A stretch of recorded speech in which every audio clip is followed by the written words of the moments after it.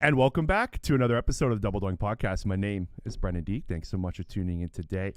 Our division preview series rolls on, and today we're talking NFC East, my NFC East, and I'm happy to be joined by Theo Ash. He's 1/3 of the Stay Hot podcast. He's also a content creator for Pro Football Network. Theo, what's going on? Not too much. Watched some football, some real live football last night. Colorado, NDSU, some Sacramento State versus San Jose State, Minnesota, UNC. I was so happy. So I'm in a great mood. Wisconsin Badgers tonight. I got greasy last night and watched some Sacramento State versus San Jose State. Like at midnight, I was watching this chaotic game, doing some podcast editing. Exciting game. It didn't feel like football was back until I can see it on my television. And like you said, Colorado, North Dakota State was exciting as well. I wanted to ask you about Travis Hunter because 3 touchdowns last night. He was incredible. I was going into I was preparing for him to be a corner in the NFL, but my God, he looked pretty damn good as a wide receiver.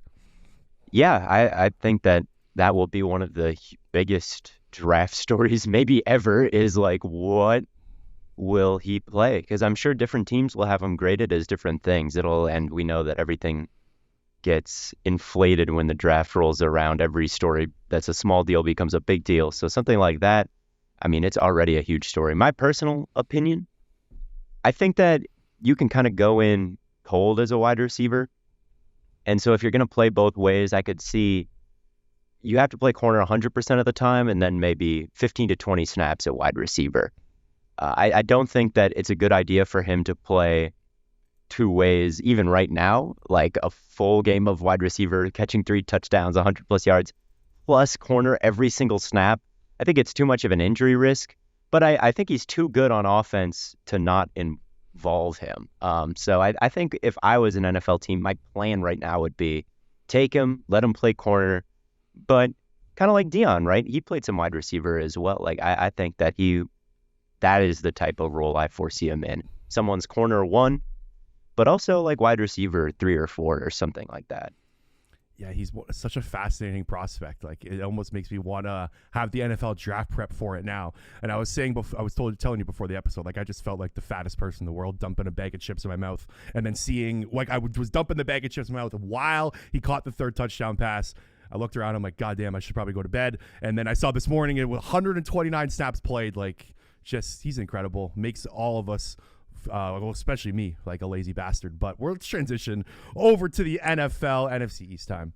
All right, so Dallas Cowboys come on down. 4th in total DVOA last season, 9th in offensive DVOA, 5th in defensive DVOA. Theo, what is your big question about the Dallas Cowboys offense heading into this year? It's got to be the offensive line. I think that they're going to be able to move the ball through the air as long as you have Dak, an MVP candidate, and CD, an offensive player of the year candidate. That aspect of it is going to be fine, even if Jalen Tolbert and Brandon Cooks aren't super established at this point. That part will be fine. But the offensive line, that's a little bit more, I think, independent of what like Dak and CD can provide. And they lost Tyron Smith, who I thought had a fantastic year last season, was amazing in the playoff game against Green Bay. How is Tyler Guyton going to compare? Zach Martin getting up there in age. Terrence Steele has had kind of an up and down career. They lost their center. I could see a world where their offensive line really struggles, and it's kind of the story of their season, but also they have a great track record of drafting and developing guys. So I could also see it being pretty much fine. So how good, what is the quality of that unit? That's my biggest question. Yeah, it's funny. So Zach Martin is now the only guard left, or only offensive player, left that blocked for Tony Romo, because with Tyron Smith gone. And Tyler Guyton is like one of the biggest question marks for the NFC East in general. Like his play might define the season. What was your kind of scouting report on Tyler Guyton heading into the draft? Same as everybody else. I mean, he had some concerning performances. Like I think they played Tulsa, right? Not exactly a college football powerhouse. I was concerned about that game. Like he didn't look very good. His punch was super wide and he was, looked athletic, right? But if you're not making good contact with people, you're going to lose a lot. And that's kind of what was happening in that game. So I was like, I don't know. You're taking a chance on a big project, but he's already looking a little bit better in preseason, albeit not perfect. And landing in Dallas is a great thing for an offensive lineman. Tyler Smith a couple years ago very raw coming out of the draft, but crazy athletic. He's turned into maybe the best guard in the league. So I thought a late first-round pick was a fine spot for Guyton. That's about where I had him graded. And he landed in a good situation. So I'm hopeful. Yeah, and he's also going to be paired with another rookie on the offensive line, Cooper Bebe. It's Bebe, right? I always mess up this pronunciation. I've never even looked this one up. I always said BB. Cooper Beebe? Okay. Yeah, but I don't know. Like a BB. I think it might be BB. Yeah, he's been awesome in preseason to watch, transitioning over to center. There were talks that he was going to transition to center, and it looks like he might win that starting job. And then let's talk about CeeDee Lamb here.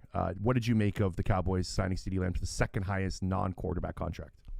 I mean, it's worth it. He's someone who can make a quarterback right. He's crazy adjusting to the ball no matter where it's thrown, and Dak is usually going to throw it accurately. And Dak is probably the most aggressive quarterback in the league when it comes to making decisions downfield. Like, he will test a tight window, and when CeeDee Lamb is the guy receiving the ball in that scenario, it's a very potent combination. Over the last 2 years, CeeDee Lamb leads all wide receivers in total EPA gained. So he's incredibly valuable to the Cowboys offense. I thought he had a real shot to win Offensive Player of the Year last year. No doubt in my mind he should have been paid a record contract. They can't afford to lose him. Yeah, like this. My biggest question was what took so long. Like, everyone and their mom would have figured out that this was the contract that he was going to end up signing. Like, I don't really understand the negotiation process with Jerry Jones sometimes.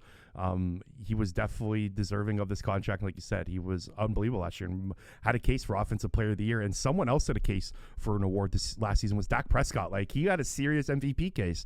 Second in EPA per play, second in success rate, sixth in completion percentage above expectation, led the league in touchdowns, only 9 interceptions. Like, he had a career high in completions. He was so good last season. Do you expect him to kind of replicate that sort of success this year? Oh, yeah. I'm incredibly high on Dak. I think his best football might be ahead of him even. When you look at the history of these pocket passers, Rodgers, Breeze, Peyton, who else? Rivers. Like, all of these guys were at their most productive pretty much in their 30s. And that's now the decade that Dak is entering, his age 30 season here. I don't see why he can't win an MVP still or win a Super Bowl still. I know that everybody has kind of written that possibility off after another playoff failure, but he still has I think a good decade left to go. Like, he's the type of quarterback who can play into his 40s. People always want to see the return of kind of that throwback style of quarterback play, just the pocket passers, everything is spread out. They're making audibles before the line. Like, there is no motion. It's just like spread out, run the routes, go through the progressions, and throw. Like, that is Dak Prescott. That is Dak Prescott more than any other quarterback in the league right now, besides maybe Rodgers if he's healthy and playing in the offense he wants to play in. So, yeah, I totally think that Dak Prescott can, at the very least, replicate the success. Maybe not at the very least, because there's no guarantee that he finishes second in MVP voting. But it is a perfectly reasonable expectation that he does repeat last year's performance. And, again, he's still a young quarterback when you think about how long these guys can play. Yeah, as long as he has CeeDee Lamb and a solid offensive line, like, there really shouldn't be any excuse why the Dallas Cowboys offense can't finish in top in scoring again. They've had top 6 scoring offenses in 4 of the last 5 years, first twice during that time. And they finished first last year. And basically they're returning a lot of guys basically outside of Tyron Smith and Tony Pollard. Let's finish off with the running back question here, because if you're going to say what's the weakest position on the Dallas Cowboys depth chart, it's got to be running back. Do you like this kind of island of misfit toys style running back room that they have put together? Not really, but I think that it's okay. I mean, Tony Pollard didn't exactly shine last year in the lead back role. They still were the number 1 scoring offense, like you said. I think that Rico Dowdle has a little bit of juice. Zeke probably doesn't, but you need a short yardage guy. We'll see. Deuce Vaughn is there. I'll be curious to see what he can do, the little dude with the huge helmet. So I think that the way it's constructed, they're not going to be a top-tier rushing team, but that's not what their season is going to come down to. It's going to come down to Dak and CD balling out like last year. And I think the running back room, like, it depends more on the offensive line than the running back room is what I'll say. So we'll see. Yeah, Rico Dowdle was projected to be the lead guy. Then they signed Dalvin Cook. So now it's kind of it's a hard fantasy kind of room just from that point of view to kind of get a read on. Mike McCarthy did say that Dowdle's not going to play any special team snaps or have very little. So that may be a sign that he might be the lead back. He says he's a 3-down running back. He talked him up yesterday at a press conference. But last year, Dowdle was outside the top 15 explosive run rate, and Zeke only had one explosive run in 148 carries. So they're going to need someone to step up in that room. Do you have anything else on the Dallas Cowboys offense? I'm excited about Ferguson. We haven't mentioned him, especially for fantasy. I know that this is more of a real football podcast, but that dude is such a heavy part of this offense. I think he's the real second option after CD. They lean on him a ton in the red zone. I think he's going to score a bunch of touchdowns. I'll be interested to see just how high his ceiling is because he's going to have a very good chance to hit it in this offense. I think that he's a good tight end and a good blocker. Yeah, he's arguably like the second target on the offense too now. So I think he was last year too. Like, yeah. He looked good, and they're going to be relying on him heavy. All right, defensive side of the ball. Dan Quinn out. Mike Zimmer in, a fascinating swap of defensive coordinators. I think Dallas's defense might be the most interesting defense in the league to me because I know everyone harps on the playoff loss last year and Dallas fans wanted Dan Quinn out of the building, which ended up happening. But if you look at the last 3 years, Dallas's defense ranks first in EPA per play from 2021 to 2023 and first in dropback EPA. Top 5 in DVOA every season under Dan Quinn. So he was very successful in Dallas. That helped him land the head coaching job in Washington. Will they miss Dan Quinn was my biggest question. I'm assuming you probably have the same kind of question as me. Mine is more about the secondary, like who is gonna be this year's pick guy. It seems like Trayvon Diggs did it. Deron Bland did it, and now he's out. Like, can they manufacture a third? They've got some guys that I'm excited about. Kalen Carson out of Wake Forest. They traded for Andrew Booth, who was super talented coming out of Clemson, but obviously has been a bust so far. Like, can Al Harris work some miracles and maybe get some head coaching opportunities next year? If he does, that would be my biggest question. Yeah, they have Trayvon Diggs coming back. He's one of their better players on defense. However, he did allow 70% of his targets to get caught in 2022, and he's coming off a torn ACL. So they're going to need him because Deron Bland ain't having that season like he did last year. It's very hard to replicate that kind of year. Maybe he has something along the lines, but he was outstanding. Like, every ball thrown to him was picked. I think he had, 5 touchdowns? 5 touchdowns or something? Dude, yeah, I think so. Like, he was insane, and they're gonna need someone to step up because he's also injured going into the year. So he's placed on IR. He's gonna miss at least the first 4 games of the season. And then at the front 7, Micah Parsons is unbelievable. Only 4 players have recorded more sacks than Parsons in their first 3 years. Bubba Baker, Reggie White, Derek Thomas, and Aldon Smith sneaking on that list. He was outstanding to start his career as well. But they have a lot of talent here, and Mike Zimmer is a fun defensive coordinator, fun personality too, like just a fun guy to cover. As a news editor, he'll always give you some juicy quotes. What do you make of kind of the front 7 of Dallas's defense? I mean, as long as you have Micah Parsons, you're good. And it's like you put 5, your front 7 out there. Having Micah Parsons is like having LeBron. It doesn't matter who the role players are. Like, they're probably going to eat if there's a player of that caliber in there. So I trust Mike Zimmer to maximize Parsons just like Dan Quinn did. Like, Mike Zimmer knows a thing or two about designing a blitz to confuse the offensive line, get one-on-ones for his best player, probably play a bit more zone behind it than Dan Quinn did. He was a very man-heavy. I don't think that's a bad thing, though. I think that he's going to be able to do what Dan Quinn has done. I think that Mike Zimmer was a good pickup for them. Only thing I'm worried about, I guess, is the second cornerback spot and the linebackers still. Mm-hmm. Yeah, Eric Kendricks comes over, familiar face with Mike Zimmer. He wasn't very good in coverage last year, 50 catches on 64 targets for 534 yards. But he is familiar with that defense. Maybe he can kind of resurrect his career or bring back his kind of past production that he had under Mike Zimmer in Minnesota. My breakout player for the Dallas Cowboys is Marshawn Kneeland on the defensive side of the ball. I liked Marshawn Kneeland a lot coming out of the draft. I think he reminds me a lot of DeMarcus Lawrence, who's on the roster as well. And Lawrence is getting up there in age. I think his snaps are going to slowly start to decrease now that they have a Kneeland kind of coming up in the ranks. So I'm excited to see what he can do. I think he's he'll be a fun tape guy, like especially for someone like you. Just like he'll bowl some guys over. He's a power guy, so I'm looking forward to him because I loved him coming out of the draft, and I think they got him at a great spot. Like him falling to 56 surprised me. Yes, I mean, you don't get a lot of big defensive ends coming out of the draft these days. I feel like it's more and more frequent that you see guys 240 pounds or even below that. So to see a big bull rush power guy like Nealand who can really thump you was definitely refreshing. And I think that adding a guy like that is always going to have some value. Who's your breakout player, for the Dallas Cowboys?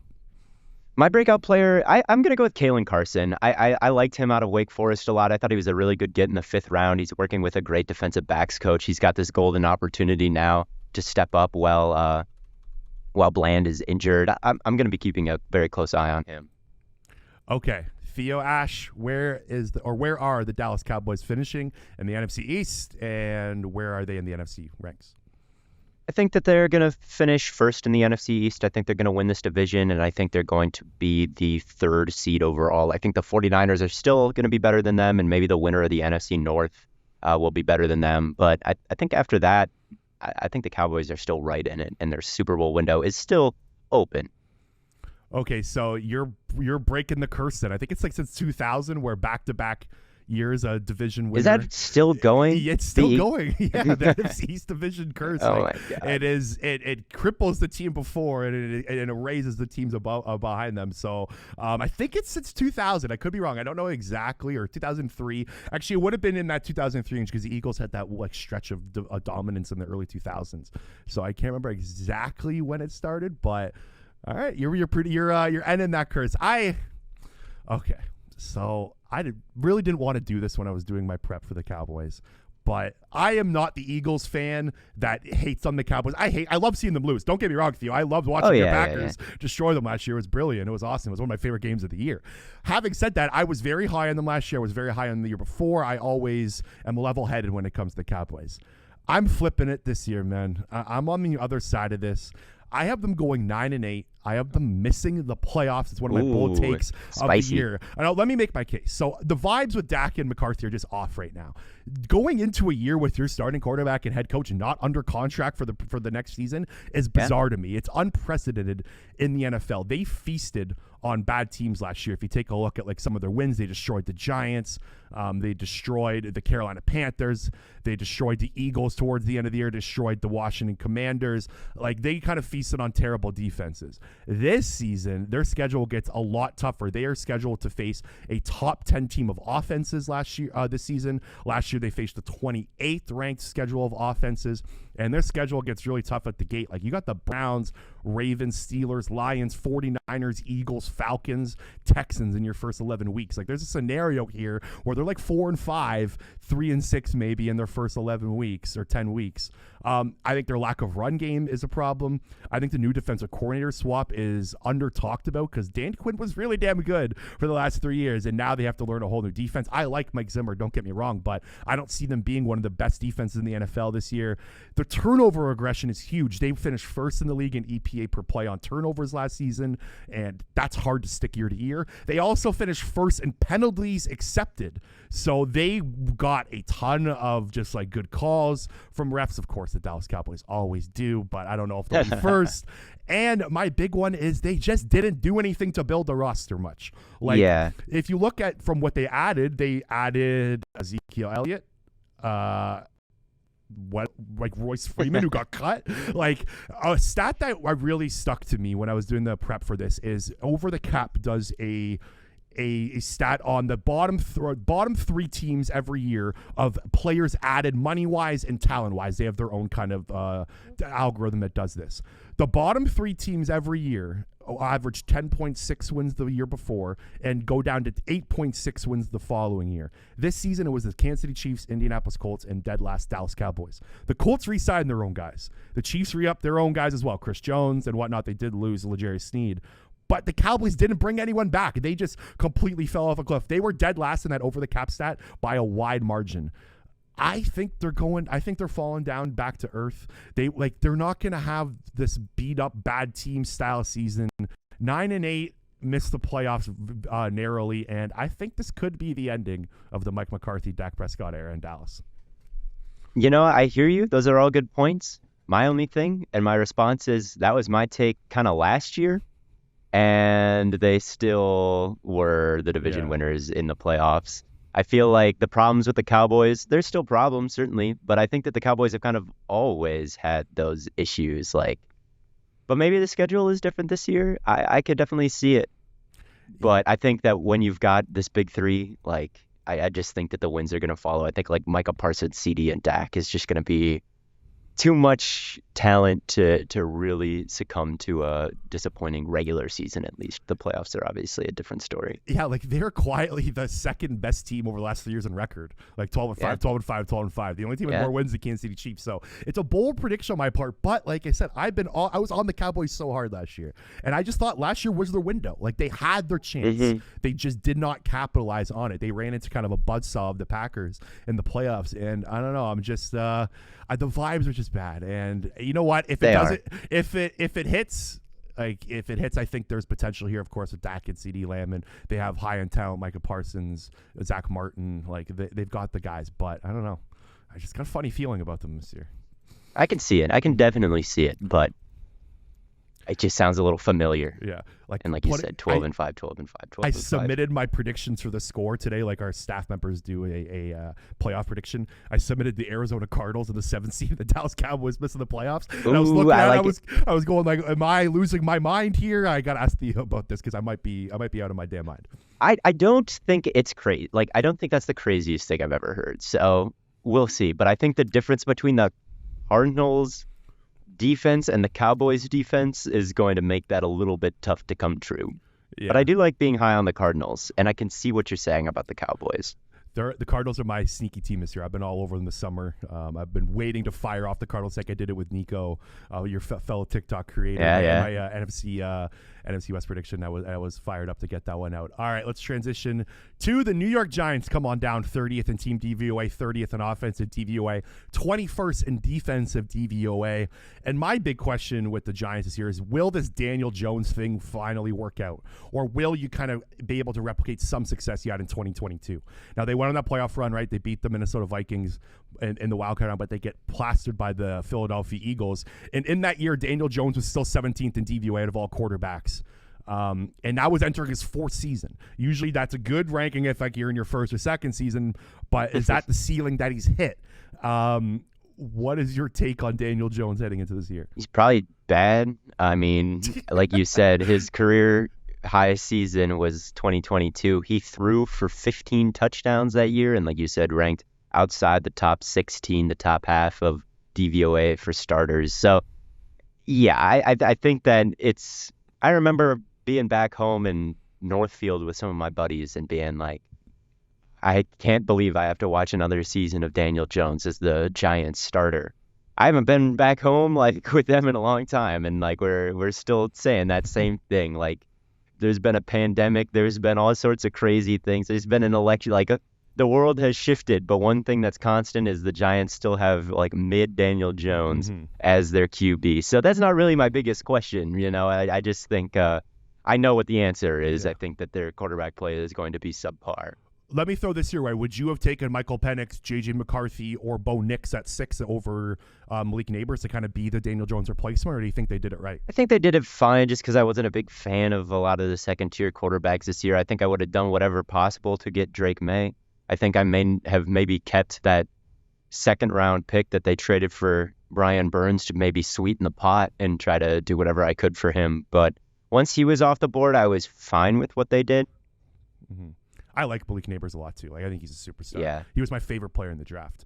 I loved him. I think my bold draft take was I thought he was better than Marvin Harrison Jr. Will have maybe not a better career now that Kyler is actually a quarterback. If you flip flop scenarios here where he's in Arizona and Harrison Jr. is in New York, I think their careers could be different. But I think I think they should give him 150 targets this year, 175 targets. I think you may get your wish. Yeah, he's clearly the best player on this offense by a wide margin. If you look around the playmakers, he was basically their big addition. They're still doing the Darius Slayton thing. Wan'Dale Robinson is still like their number 2 receiver. Jalen Hyatt had some flashes last year, but he's like, I don't know if he's ever going to be a number 2 solid. He might be like a nice number 3 in his career. So Daniel Jones, on top of just not being able to elevate his guys, he doesn't have a lot of guys to elevate. There's not very many talented players on this offense. Yeah, and that's my big question. If there's only one guy on the offense that you can get excited about, I'm not excited about the offense. I feel like,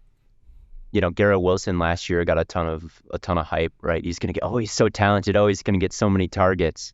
It ends up not working out because the offense is too top heavy to him. Like, his targets aren't quality. There's not touchdowns being scored.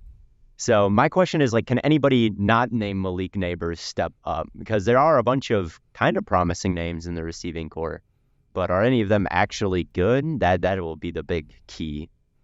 He's still like a Wan'Dale Robinson. Loved him coming out of Kentucky, but I have to get off the bandwagon at some point. I was never really in on Wan'Dale Robinson. It's those small slot kind of gadgety receivers I'm just never in on. I just don't like. I can't really look around the league and find anybody below a certain size in that kind of slotty role that's like actually good. But I feel like every year there's a couple of them that draft Twitter just loves, and I just was never a big Wan'Dale guy. It reminds me, one of my favorite like draft analyst takes is like Benjamin Solak always goes, if I'm gonna love a guy, he has to be bigger than me. Not hard to do. Okay, offensive line, they did make some upgrades. They brought in John Runyon.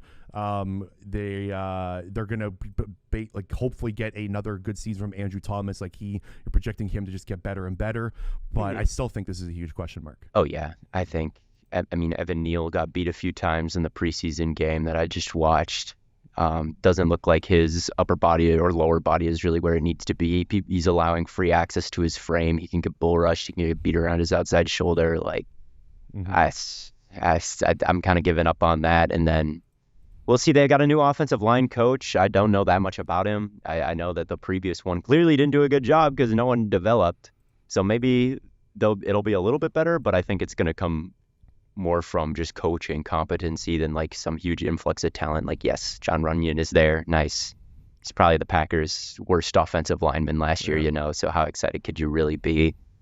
I don't know. This whole offense is like, man, there's one guy, and maybe Tyrone Tracy. One of the two guys, Andrew Thomas. An underrated Black Monday moment this year was the Giants put a press release firing their offensive line coach literally like right after they fought the Falcons with Arthur Smith. Like, it hit 12:01 on Black Monday, and the Giants fired their O-line coach. They could not have got him faster out of the building. So I thought that was interesting. Like you said, maybe this new offensive line coach can kind of hopefully elevate Evan Neal, who hasn't looked like a bust so far. You brought up Tyrone Tracy. I think he's an interesting player this year. All right. Anything else on the Giants offense? No, not really. Just we'll see. So we'll see. It doesn't seem like we both have high hopes on the New York Giants offense. No. All right. Defensive side of the ball. Can they get solid play from the back end is my big question, because there's some interesting pieces on this defense. Deonte Banks, I'll just get out of the way, was my breakout player for them. I think he has a chance to be a top 10 cornerback in this league. I was really high on him coming out of the draft. I thought he was a home run pick for them. He's looked really good. But outside of him, like, they have a lot of question marks. Xavier McKinney walks out the door, and they don't really have a good guy outside of Deonte Banks on the other side at cornerback. But the front seven looks good. It was a hard defense for me to get a read on, because I don't really know what Shane Bowen also is going to do. Like, they blitzed a ton last season. They've had the second highest blitz rate in the NFL, and Shane Bowen, that's not really his style. No, it's not. I think that this is an interesting defense. I see a lot of potential here, right? I guess my overall question with the Giants is, like, why should I be higher on you this year than last year? Because, yes, they've made a lot of improvements, but I also think they've lost a lot of talent. And that's especially true on the defensive side of the ball. Like, Brian Burns is there. Great. Their front four looks awesome. But Leonard Williams was there last year, right? I was excited about this front four last year. And last season, Leonard Williams and Brian Burns had the exact same pressure rate. So you swap them out. I think Burns is at kind of that premium position that edge rusher is, opposed to inside. But, like, is that really going to matter? And then they added Tyler Nubin, right? But they let Xavier McKinney go. And on the offensive side of the ball, it kind of continued. Like, they brought in Malik Neighbors, right? He's super explosive, but they lost a super explosive player in Devin Singletary. So I like the defense on paper, but have they gotten any better? Like, have they gotten good enough to carry this offense that we're not excited about? That I don't know. Yeah, Azeez Ojulari is a guy they're going to be relying on a lot as well. Hopefully he can kind of make a jump. They drafted him in the second round in 2021. He's shown some flashes, but just hasn't fully been there for them. Yeah, this is like, it's a very random defense, random assortment of talent. Dexter Lawrence, of course, is obviously a superstar, one of the best defensive tackles in the league, might be the best defensive tackle in the league now with Aaron Donald retiring. I thought he was amazing last year in an under-the-radar season. But outside of Banks, I was a big Brian Burns guy early in his career. I loved him coming out of Florida State, but I don't know if it was really worth the draft picks, trade, and the contract. Like, it just like you said, it almost felt like they should have maybe used those resources elsewhere on the offense side of the ball to try to elevate that side. I don't know. This is a weird team, Theo. Very weird, very weird. But however it looks, it's just tough for me to get excited about them. Mm-hmm. Who's your breakout player? On the defensive side, I'll go with, I'm going to copy you again. I'm going to go with Deonte Banks. I thought he showed a lot of talent as a pure, like, follow the wide receiver one around and man cover guy. Like, he had a very difficult assignment last year with all the blitzes and therefore the lack of help in the secondary. Like, he treaded water. He survived. Is this the year that he can make a jump to be a real positive? Because I think he's got that kind of athleticism and capability. Yeah, 52% success rate allowed, which is outstanding. 11 passes defended last season. He was a monster. And I think he can, I think he has top 5, top 10 cornerback potential. Okay, New York Giants. I think they are going to have the number 1 overall pick next season.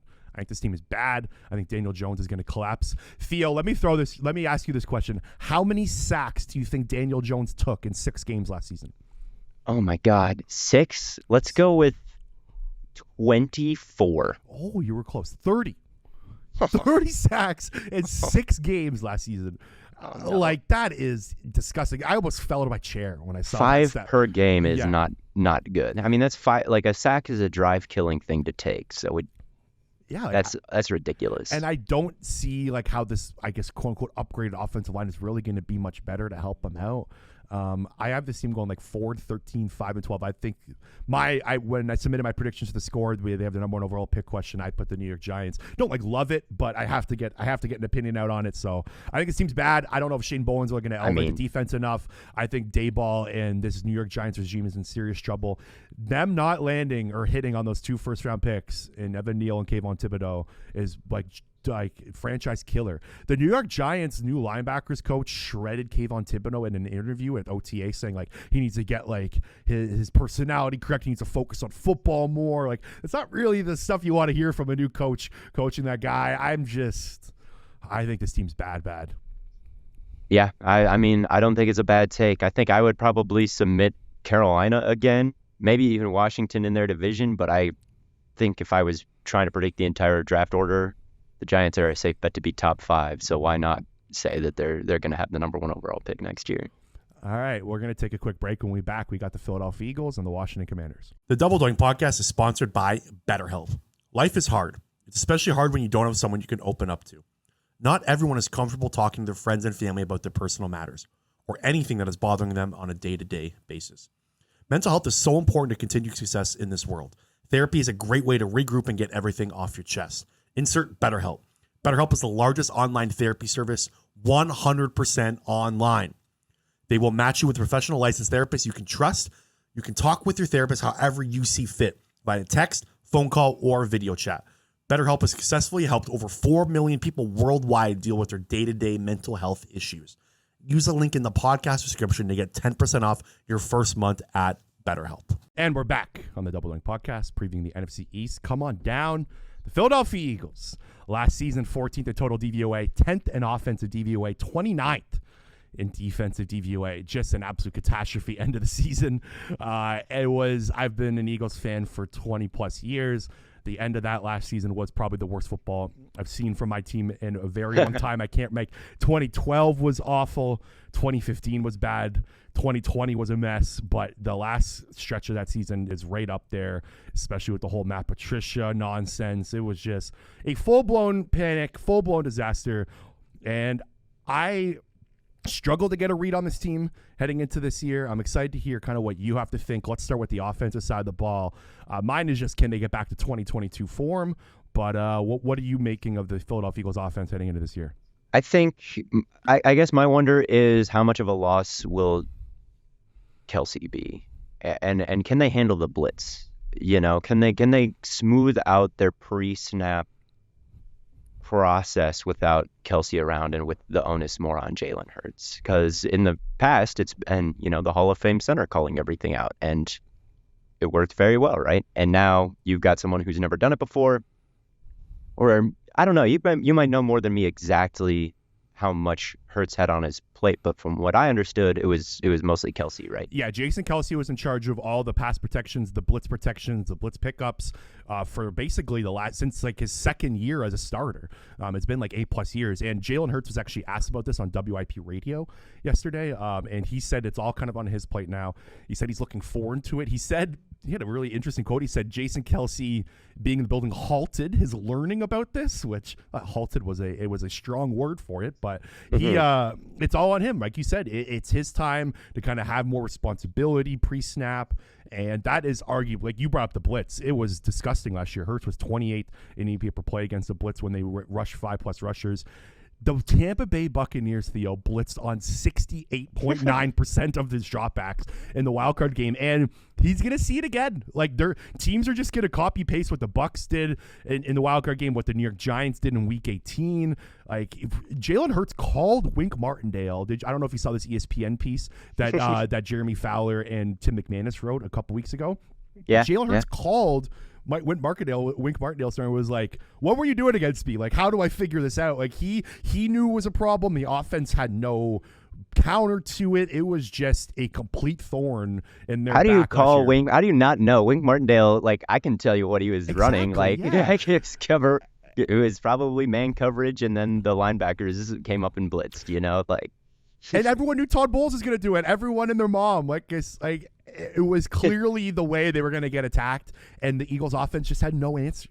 And now they get rid of Brian Johnson. They reshuffle a lot of their offensive coaching staff, and they bring in Kellen Moore, who has had success with his quarterbacks against the blitz. If you look at since he became an offensive coordinator in Dallas and last year against the Chargers, his quarterbacks have been top 8 against the blitz and EPA per play in 4 of the 5 seasons. So I do think there is a hope that Kellen Moore can just add more answers to this, because I do think Jalen Hurts owns some blame for it 100%, but I also don't think the coaching staff helped him out very much against the blitz. No, it's totally up in the air. I don't have much of a read on this either. I can definitely see the reasons for improvement. Like, maybe Hurts is good at it. He's a smart guy, right? Like, Kellen Moore, like you said, has had success against the blitz before. Clearly, if they're any good at self-scouting, they can certainly come up with a better solution than the one they had last year, which was complete dysfunction. And if there's any kind of competency in communication, they have the talent to roll.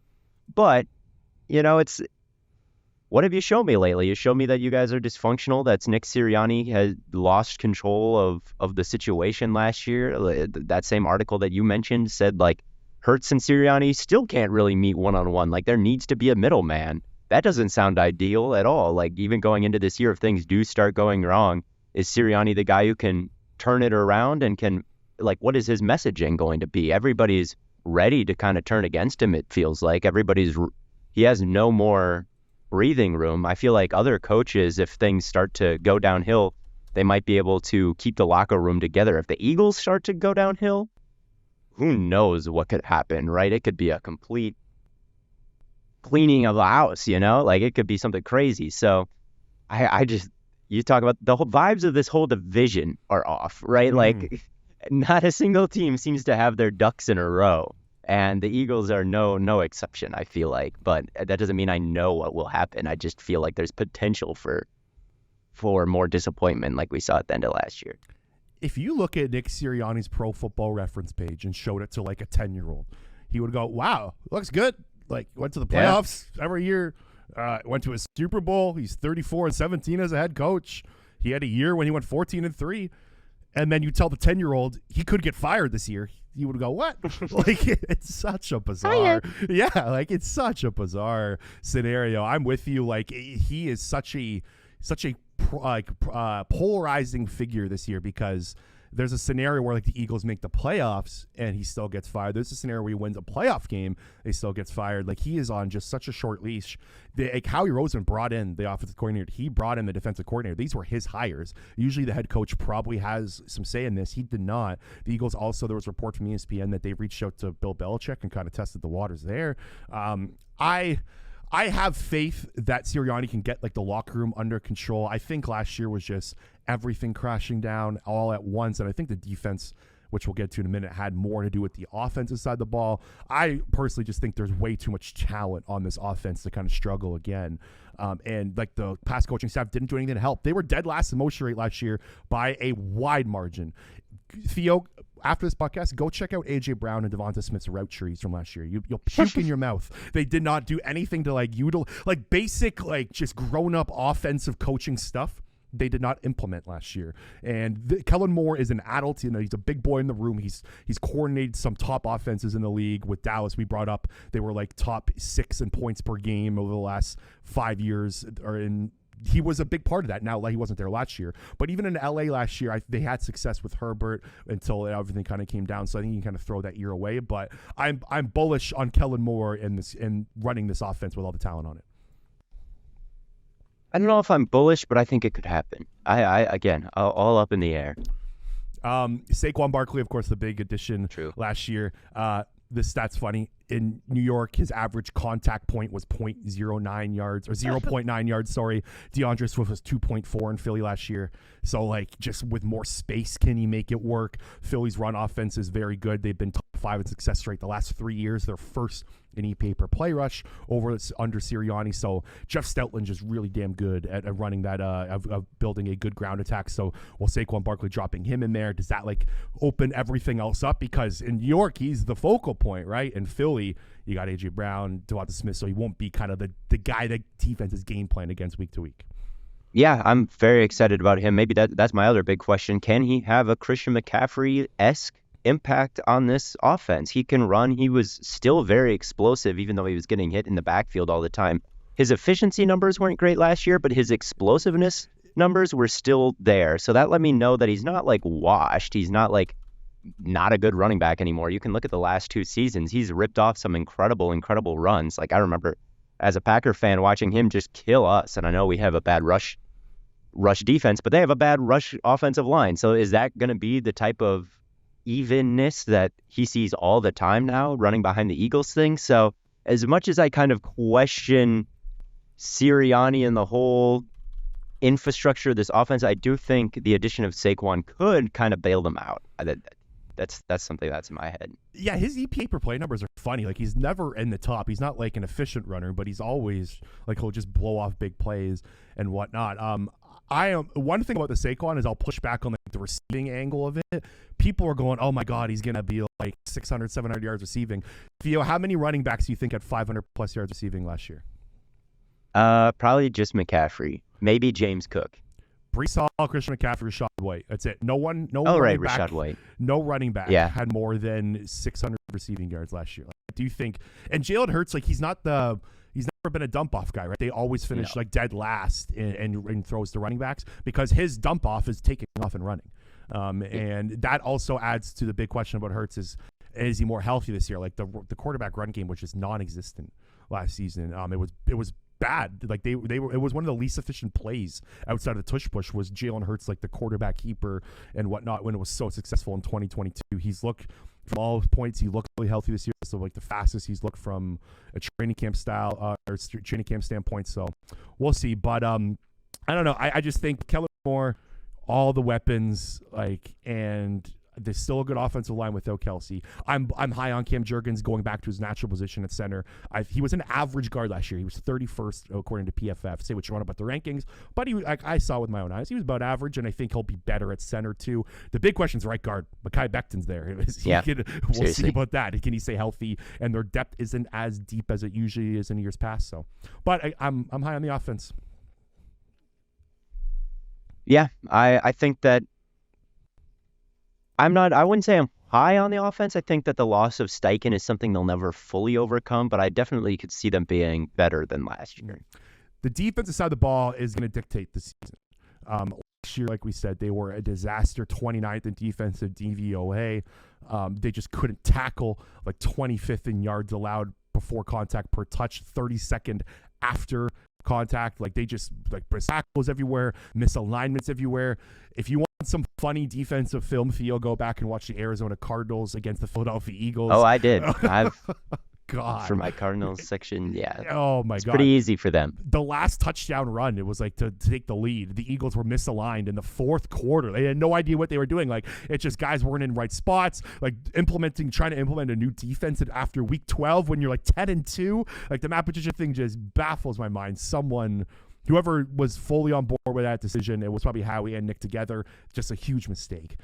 But they bring in an adult in the room like they did on offense and Vic Fangio, and he is a polarizing figure this year as well because one, I think if it goes bad, he's gonna like give some great quotes. He's just like he's a content guy. Like he says whatever's on his mind. And two, I think he has a lot of decisions to make just on who to play. There's a lot of young guys here, and who's gonna go in and out, who's starting, who's not. We still don't know. So I have a lot of questions about the defense. I just have, can they get back to average play? What is your biggest question about the Eagles defense? I'm wondering the same thing. I'm wondering what the secondary will look like. Cooper DeJean saw time in the slot when he played in the preseason, but that's where Quinion Mitchell played the whole preseason as well, like in the slot. So who is their nickel going to be? Who is their boundary guys going to be? Who are their safeties going to be? Like, who is who? How is it all constructed? Because it matters to me. I don't want Cooper DeJean on the boundary playing, but where is he going to line up? I don't know. And I guess another question is, what is the caliber of everybody, right? Like, they've got a bunch of guys who are good or should be good, have been good, but no one is quite in their prime, right? Darius Slay, not in his prime. Quinion Mitchell and Cooper DeJean, you can be as high as you want on them. They are rookies, right? So that is my biggest question. I trust the pass rush. I don't trust the linebackers, but I don't really have a question about that. I just think that they might be a little weak. The secondary is totally up in the air. Yeah, like last year, if you look at like their defensive snaps played from secondary players, it was like disgusting. Like you had guys like Josh Jobe playing significant snaps. Bradley Roby was like their number one corner, like slot corner. Like it was a turnstile. Yeah. Like Kevin Byard struggled when he returned when he came to Philly. Like Eli Ricks got serious snaps. Like it was just all across the board. It was a turnstile, and I think now that you just have more depth, but like you said, I have questions too. I don't know how these guys are going to play. Darius Slay, like you said, is on the wrong side of 30. Quinion Mitchell's a rookie. Cooper DeJean's a rookie. Isaiah Rodgers is coming off a gambling suspension. Keely Ringo hasn't played a ton of snaps. So my guess, the starting secondary is going to be Darius Slay and Isaiah Rodgers on the outside. Now, Rodgers is dealing with an unknown injury right now. He hasn't practiced in a bit. That's my best guess. And then they'll have Quinion Mitchell in the slot. But even that, like, there's questions there, but it's better than it was last year. Certainly. Joe was hilarious. Every time he was on the field, you knew exactly who was getting the ball, and usually it was completed. Yeah, and then in the safety room, they bring in C.J. Gardner-Johnson, who I think more of just like his impact is going to be like just vibes and like some physicality, because they were just the weakest, like just softest secondary in the league last year. And I think he just brings some extra oomph to the secondary. And his 2022 season was pretty damn good. He went out with I think a lacerated kidney for a bit, but if he can stay healthy, I think it's an upgrade. And Reed Blankenship's a guy that I'm bullish on. I think he can continue to grow. But the big player for me in this defense is Jalen Carter. What did you make of Jalen Carter's season last year when you watched him film, and what's your opinion on him heading into this year? I thought he had a good year. Looked disruptive. I thought he showed what you wanted to see from him overall. Yeah, he kind of tailed off down the stretch, but at the beginning of the year, he was really damn good, and I think he's going to have a monster year for this defense to have success. The one last guy I want to talk about was Bryce Huff. I think Bryce Huff has the potential to have a really damn good year. He had 67 pressures on only 334 pass rush snaps last year, 22.9 win percentage. That's up with some of the best in the NFL. And with increased snaps, can he get to like that 12 and a half, 13 sack season? Because they're going to need him, because Josh Sweat showed he's not like a top pass rusher. He fell off drastically last year, 15 pressures from week 12 on. So just a lot of question marks on this defense, Theo. I really don't know how this is going to play out. I think they have a chance to be a really good pass defense, but I think once week 1 starts and teams start running the ball right down their throat, I think we could kind of quickly realize like that's still going to be a problem for them. Mm-hmm. All right, who's your breakout player on the Philadelphia Eagles? I'll go with maybe Nakobe Dean. I think he's the linebacker in that room that I'm the most excited about. He's a downhill thumper. He can rush the passer, kind of like Devin White can, right? But I think that there's a chance that Nakobe Dean could play with a little bit more discipline than perhaps White. So they desperately need someone in this linebacker room to step up. I thought that I like Dean as a prospect. I like what he's done this preseason. So I'll go with him, but there's a chance that I say him and then he never sees the field. They like Zach Bond for some reason. I don't really get it. It sounds like it's going to be Zach Bond and Devin White starting week 1, but I really hope it comes to fruition, your Dean pick, because the linebacker play in Philly has just been disgusting in previous years, and it's just a position that Howie Roseman doesn't value and continues to show he doesn't value it by just not spending money there. Devin White was like their biggest linebacker signing in a very long time, and he was benched by the Tampa Bay Buccaneers last year. So my breakup player is Jalen Carter. I'm very high on Jalen Carter this year. We already talked about him, but first 5 games last year, 3.5 sacks, 4 TFLs, 2 forced fumbles, and 23 pressures. If he can have that throughout the whole year, I think he's in for like an potential all pro season. And another thing that a lot of people aren't really talking about is just the snaps potentially he could play. Christian Wilkins played 834 snaps last year in Miami's defense. So Vic Fangio, like, he likes his defensive tackles. He'll just play them. Like, he's not going to rotate them in and out. Jalen Carter only had 534 snaps last year. So a bet I was eyeing that I put $2 on just for why not was defensive player of the year plus 7,500. I don't know. Hey, it's plus 7,500 for a reason, Theo. It's not. It's just. I can't blame you. I think I put $5 on Brian Thomas Jr. leading the league in touchdowns at plus 9,000. So I can't. I can't hate on anything. I love some future just like long shots. I've got like 5 in the bank already, and I will be doing. Oh yeah, I put some sack leaders on there. I got Rashawn Gary and Laiatu Latu. I can't remember what those odds are. I think they're above plus 7,000 though. So apparently Rashawn Gary's looking amazing in training camp. So yeah, second highest pressure rate over the last 3 years behind Micah Parsons, baby. There we go. We'll see what he can do. All right, Theo, you have the Dallas Cowboys winning the division. So where do you have the Philadelphia Eagles landing in the NFC hierarchy? I think the NFC is a little weak. I think that even if they struggle, they can still have a winning record. I have them in the wild card round, but I only had them with a 9-8 record. I think they're just a bit. When someone shows you who they are, I've heard that you should believe them. And I think like last year, the Eagles just showed me a bit too many concerning things to be fully bought in. But they've also showed me good things in the past as well. So I think it'll kind of balance out.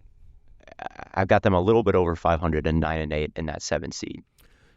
In my years of being an Eagles fan and just following football, I've never had a season where I just don't know what my favorite team is going to be like or what they're going to look like. I have a very, very hard time getting a read on the 2024 Philadelphia Eagles. However, I do think they win this division. I think there's just too much talent on the offensive side of the ball. I have faith in Jalen Hurts to bounce back. I saw it in the 2022 Super Bowl. I saw it in some games last season.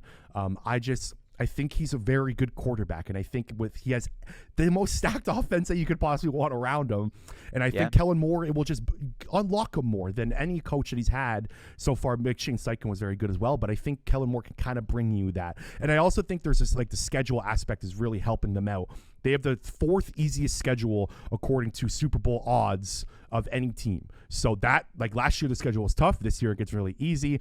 On the offensive side of the ball, they play a bottom 10 schedule of pass DVOA defenses. On the defensive side of the ball, they play a bottom 5 passing offense schedule. So there's a lot kind of just going in their favor from not getting first place last year.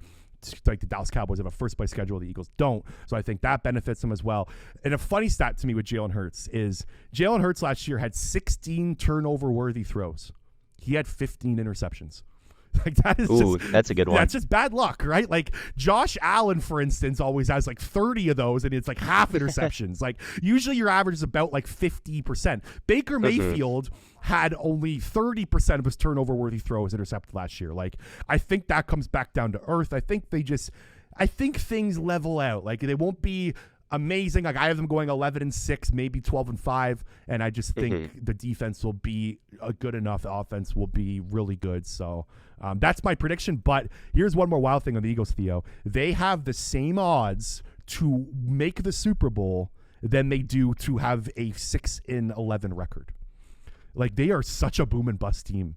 It could go either way. I think I put money on them with an alternate under of 6 wins. I did that with a bunch of contenders just because the odds are so long, and it's like if someone gets hurt or something. So I think I actually have the under 6 wins thing. Yeah, like sports books are like this team's either winning 11 games or winning 6. Like that's the way their season's gonna go, and I actually believe that. Like I think that it's such a boom and bust team. But excited for Eagles football next Friday night against your Green Bay Packers, Theo, in Brazil. So let's move on. Let's finish this division. Washington Commanders, 31st in total DVOA, 26 in offensive DVOA, 31st in defensive DVOA. This team has not had a winning record in the last 7 seasons, and I've never seen a team just completely renovate everything. They have a new owner, they have a new head coach, they have a new general manager. It is a new land or a new world of Washington Commanders football.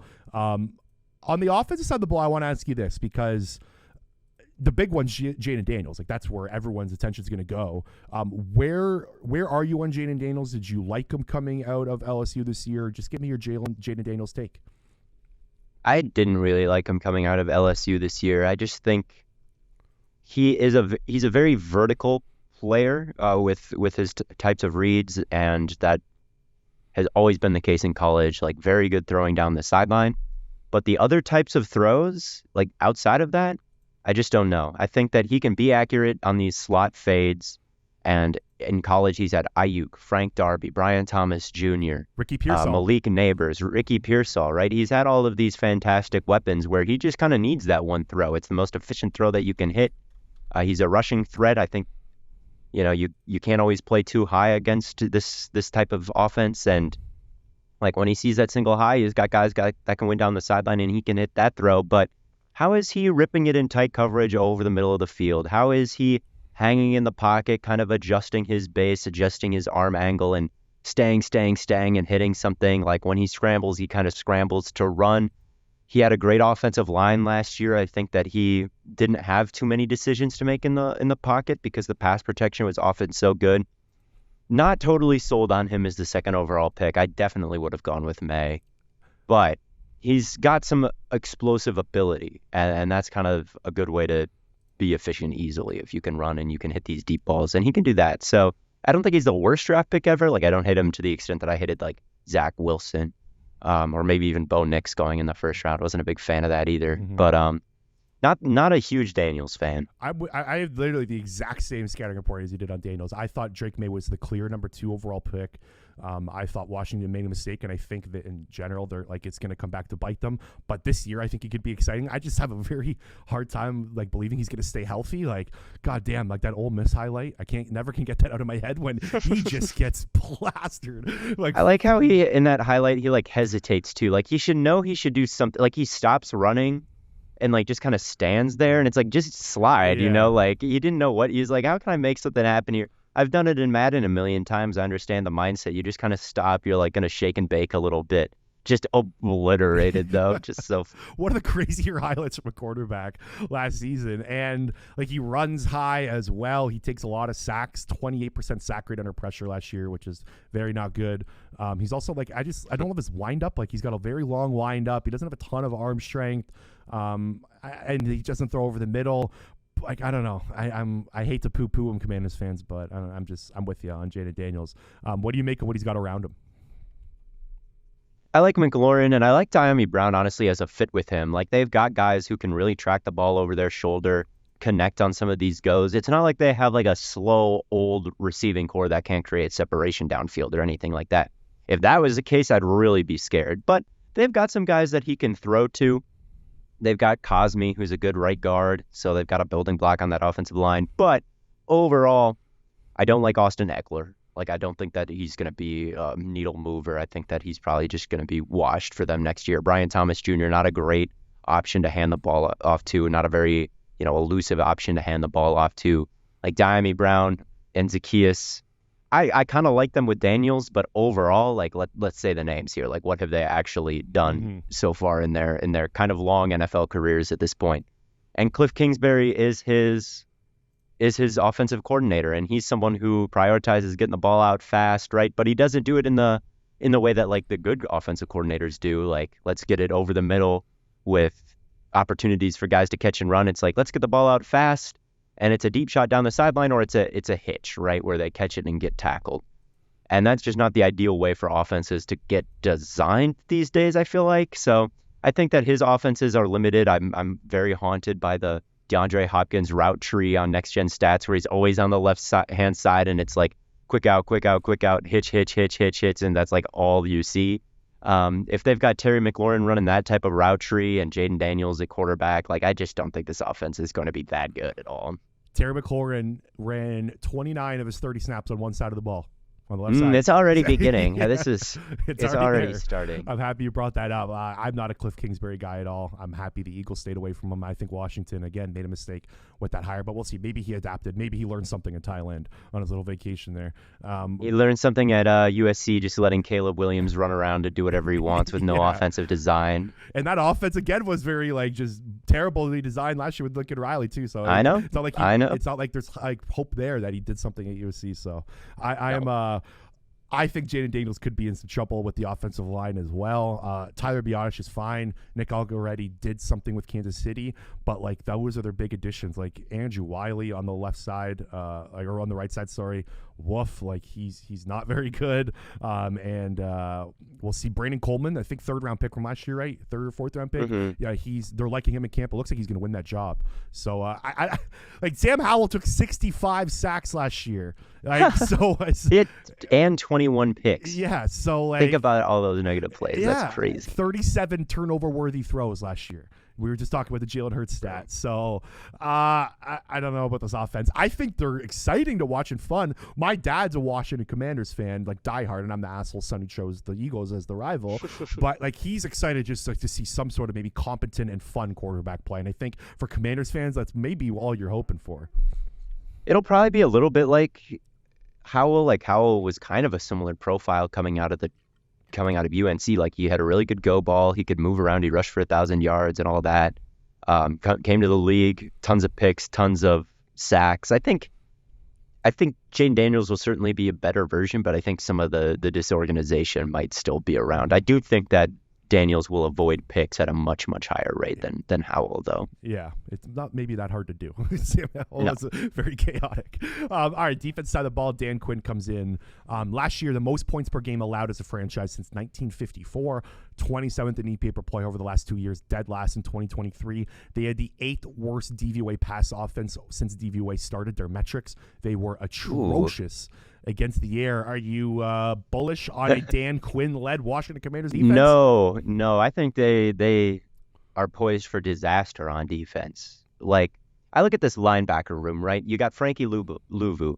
Great coming downhill, right? Like, blitz master. I think that Dan Quinn is going to be able to use him in some creative ways to disrupt the quarterback. The problem is, alongside of him, he's got Bobby Wagner, who cannot cover anybody. So what are you going to do? Blitz them both and leave these historically bad, corners out on an island all game? Like, how is this thing going to come together? I don't like the way it's constructed at all. They don't have edge rushers. They don't have linebackers. They don't have a secondary.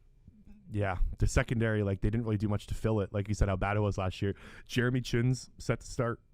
Like, that was their big addition. Mike Sanders still, I guess. Sanders still's good. I like him. Yeah, he's looking really good in camp, and he was fun to watch in Michigan. So maybe he pops, but like, is he really going to save you? What are you going to do when AJ Brown comes to town, right? Like, I just remember, like, Sanders still is not going to be on him. He's going to be on Jahan Dotson, and I trust Sanders still to shut Dotson down, right? But like, what about the boundary?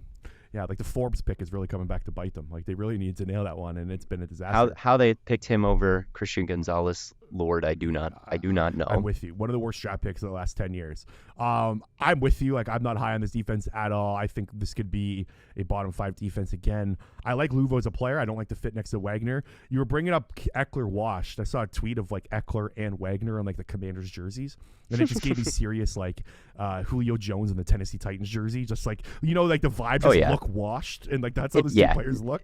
I mean, they were washed last year. Like, they are washed. Like, a new jersey isn't making them washed. Like, especially in Wagner's case. Like, it's just he The only reason he didn't look washed in the Seahawks jersey last year is because he's already played there and been very good. But if that was any other franchise, like he's already Julio in the Titans jersey.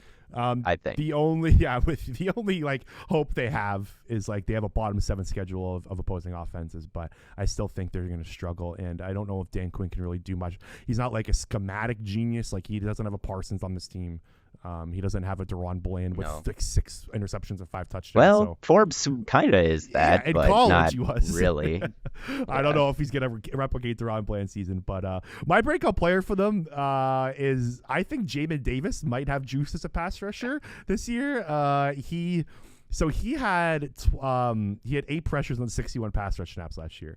And he looked okay in preseason doing it. He's had 42 pass rush snaps this preseason. I think he's got the athletic juice where maybe he can like have some sort of like Hassan Reddick resurrection from inside linebacker to outside linebacker. I'm not confident in it, but I liked him as a player. I think maybe this could save him getting after the quarterback, and maybe he is like their best edge rusher. I don't know, but I couldn't really think of anyone else.